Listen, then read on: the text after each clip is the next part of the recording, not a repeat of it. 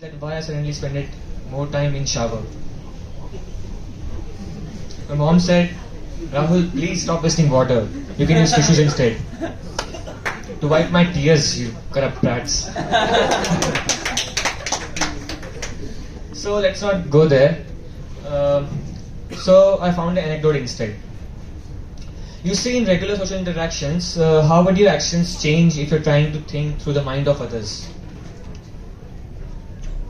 Okay, so like for instance, when someone offers you a laddu or a chocolate from a box, your first action would be like you would turn it down out of politeness or convention, like you will feel like that's how it's supposed to be, right?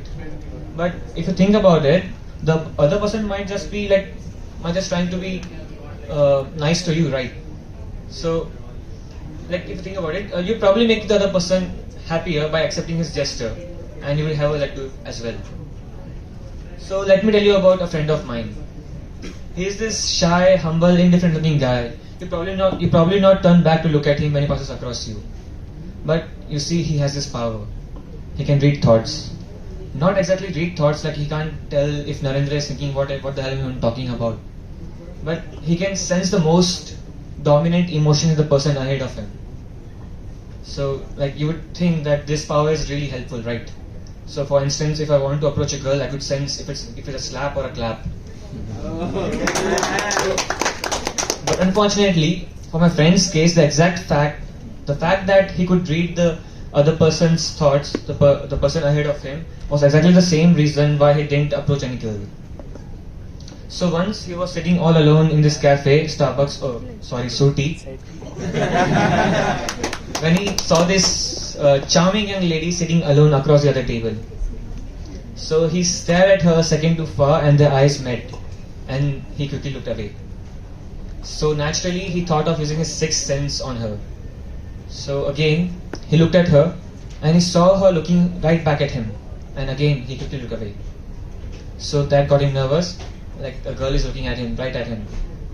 So he closed his eyes and tried to read her mind.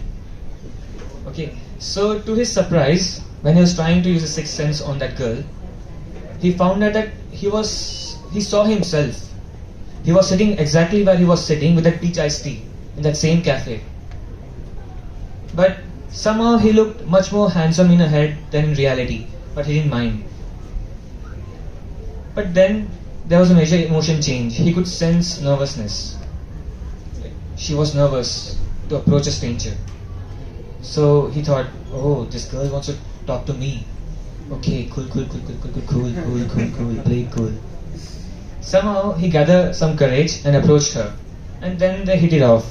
And he stopped trying to read her head.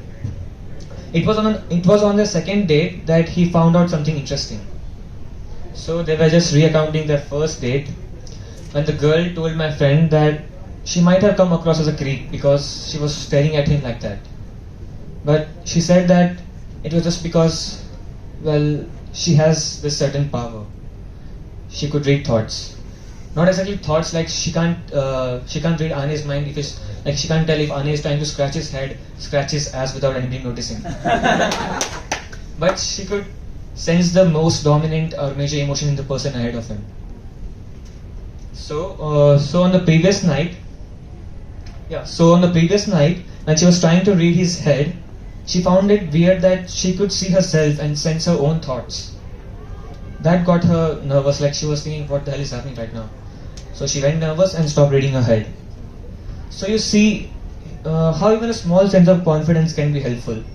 In this case, it was a sense of false confidence. But you see, in general, there's a symmetry or an analogy in every situation. So if you have any apprehensions, or you want some company, or you want to share some joy, keep this in mind the next time you turn on a laddu. Thank you.